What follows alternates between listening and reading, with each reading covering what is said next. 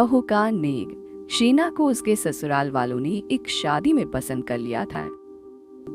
अरे वो लड़की तो बड़ी प्यारी है, मेरे बेटे अमन के लिए बात चलाओ ना। बस फिर क्या था, किसी रिश्तेदार के दखल से दोनों की शादी हो जाती है। लेकिन शीना की सास पारुल और उसकी देवरानी आसपास ही रहते थे। शादी के बाद शीना कहती है, सुनिए जी, ये चौका छूने की क्या रस्म होती है, जानते हैं क्या आप? अरे नहीं यार, आप पर मम्मी को चाची से बोलते सुना था कि आज तुमको किचन की जिम्मेदारी देंगे, तो वो लोग आ रहे हैं खाना खाने हमारे घर। हे भगवान, ये कैसी रस्म है? साड़ी पहनकर किचन में खाना बनाना, ये तो कंप्यूटर की कोड को डिकोड करने से भी ज्यादा मुश्किल काम है। अरे चिंता क्यों करती हो, माँ है ना, सब संभाल लेंगी, वो बहुत समझदार हैं। शीना को भी पति की बात ठीक लगती है। वहीं घर पर शीना की चाची सास, ससुर और उनकी बहू खाने पर पहुंचते हैं। शीना की चाची सास उसकी सास से कहती है, अरे कहाँ है दीदी, आप अभी भी किचन में है क्या?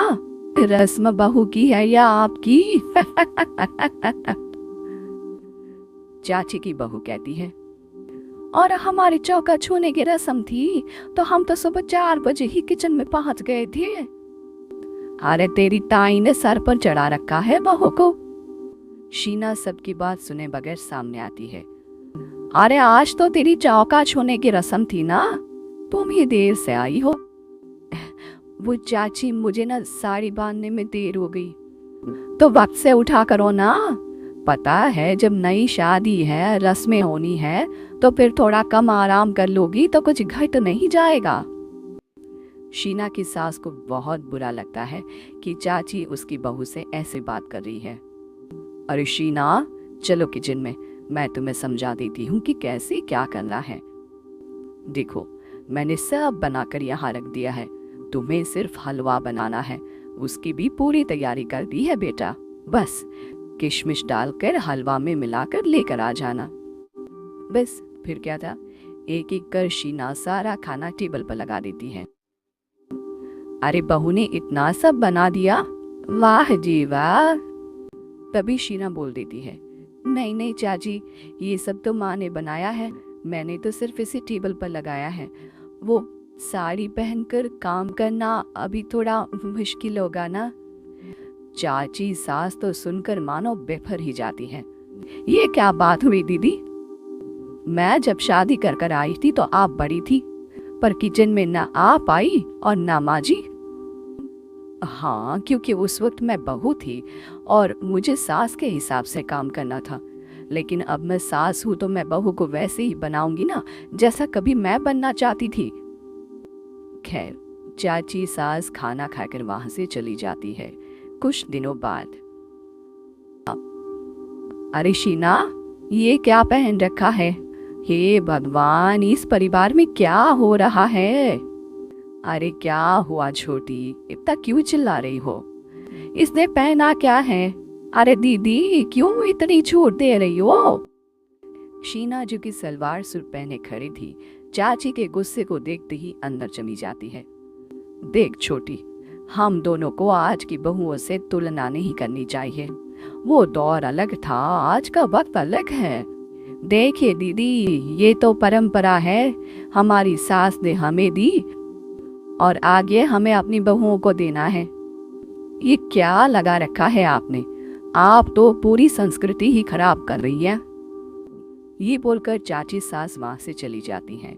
शीना की सास चाची की बात से परेशान होकर रोने लगती है। तभी उसका पति वहां आ जाता है। और क्या हुआ भाग्यवान, फिर तुम्हारी देवरानी तुमको ताने देकर चली गई है क्या? हाँ, पता नहीं मैं ठीक कर रही हूँ कि नहीं, पर मुझे तो बहू के सूट पहनने में कुछ गलत नहीं लगता। अरे लोगों की बहुएं तो न जाने क्या क्या पहनकर घूम रही हैं। मैं तो उसे भी बुरा नहीं मानती। ये क्या मेरी गलती है? अरे नहीं, बिल्कुल नहीं। अपने किए फैसले का सम्मान करो, ठीक है साहब। कुछ दिन निकल जाते हैं। फिर आता है शीना का पहला करवा चौथ। अरे शीना बेटा, यह त्योहार हमारे घर में बहुत मायने रखता है। तुम शाम की पूजा के लिए अच्छे से तैयार हो जाना। और सुनो, चाची सास और उनके बहू भी यहाँ आएंगी पूजा के लिए, तो खाना भी बनाना है, वो मैं बना लेती हूँ। तुम बस आज के दिन साड़ी पहनना बेटा। शीना समझ नहीं पाती है कि चाची सास के आने पर उसकी सास उसे साड़ी पहनने को क्यों बोलती है। नहीं नहीं माँ जी, मैं सारा खाना बना लूंगी, आप उसकी चिंता न करिए, अब तो मैंने सब कुछ सीख लिया है। शीना की सास उसकी बात पर खुश हो जाती है। छोटी को पता न चले ही कि मेरी बहू घर में सूट पहनती है, तो मैंने आज साड़ी पहनने को बोल दिया। क्यों लोगों को बिना वजह बात बनाने का मौका दी। शाम को सब पूजा पाठ करके बैठे होते हैं कि चाची सास की बहू चाची सास से कहती है, माँ जी, आज के दिन तो आप लोगों के घर बहुओं को नेक दिया जाता है ना। हाँ हाँ बहू, बोला तुझे तेरी सास से क्या चाहिए। हाँ शीना बेटा, तू भी बता दे कि तुझे क्या चाहिए। मम्मी जी, मुझे ना आपका वो रानी हार चाहिए जो आपने अभी पहना है। चाची सास थोड़ा हिचकिचाते हुए कहती है, हाँ हाँ हाँ ले लेना, सब तेरा ही तो है। तुझे कौन सा हाथ चाहिए बहू। माँ जी, मुझे नेक में आपसे परमिशन चाहिए कि आप मुझे नौकरी की इजाजत दें।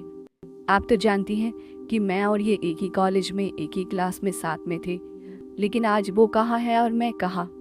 वाह जी वाह, ये भी सुनना बाकी रह गया था, इस खानदान की बहू नौकरी करने बाहर जाएगी।